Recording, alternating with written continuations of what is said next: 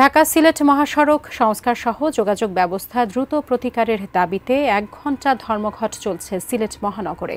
Sylhet city কর্পোরেশনের সাবেক mayor ও BNP নেতা আরিফুল হক চৌধুরীর আহ্বানে ডাকা এই ধর্মঘটে একাত্মতা পোষণ করেছে বিভিন্ন ব্যক্তি ও সংগঠন।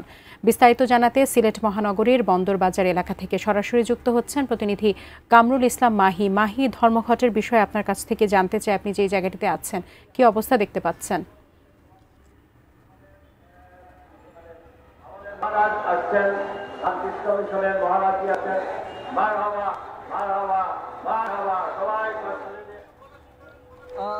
আমরা এই মুহূর্তে সিলেট নগরীর বন্দরবাজার এলাকায় আছি এবং ঢাকা মহাসড়কের যে সিলেট ঢাকা মহাসড়কের যে সংস্কার কাজ, সেই সংস্কার কাজে দ্রুত গতিতে করার দাবিতে মূলত ১ ঘন্টার যে ধর্মঘট, সেই ধর্মঘট কিছুক্ষণ আগেই শুরু হয়েছে এবং এই ধর্মঘটে সিলেটের বিভিন্ন সামাজিক এবং সংগঠন এবং বিভিন্ন প্রতিষ্ঠান এই আসলে যোগ দিয়েছে। এবং আপনাকে জানিয়ে রাখি যে এই কর্মসূচিকে ঘিরে কিন্তু গতকাল থেকেই সিলেটে বিভিন্ন ব্যাপক প্রচার প্রচারণা হয়েছে এবং যারা এসেছেন তারা বলছেন যে সিলেটের সড়কপথ, রেলপথ, যোগাযোগ ব্যবস্থা সিলেটবাসীর জন্য দীর্ঘদিন ধরে চলমান যে দুর্ভোগ, অনিয়ম, নৈরাজ্য চলছে সেটি অসহনীয় পর্যায়ে পৌঁছেছে এবং রেলের যে বগি সংকট, টিকিট কালোবাজারি এবং আকাশপথে বিমানের টিকিটের আকাশছুঁই দামের কারণেই কিন্তু সিলেটের মানুষজন আছে ১ ঘন্টার যে প্রতীকী ধর্মঘট সেটি আসলে তারা পালন করছেন। ইতিমধ্যেই যে বিভিন্ন শ্রেণী পেশার মানুষ এখানে উপস্থিত হয়েছেন, সিটি কর্পোরেশনের সাবেক মেয়র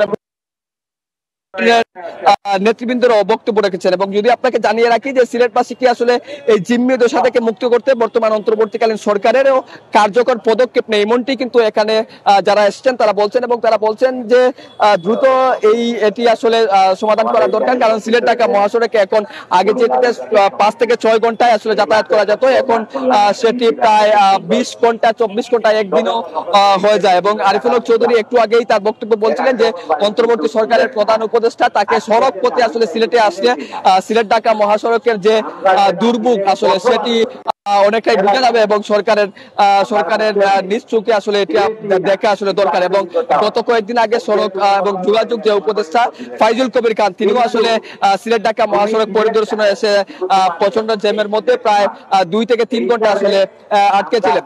তো সব মিলিয়ে বলা চলে সিলেটের যে যোগাযোগ ব্যবস্থা, সেই যোগাযোগ ব্যবস্থা নাজুক থাকার কারণে সিলেটের সর্বসাধারণ আসলে এখানে উপস্থিত হয়েছেন। তো ১১টা থেকে এই প্রতীকী ধর্মঘট আসলে শুরু হয়েছে।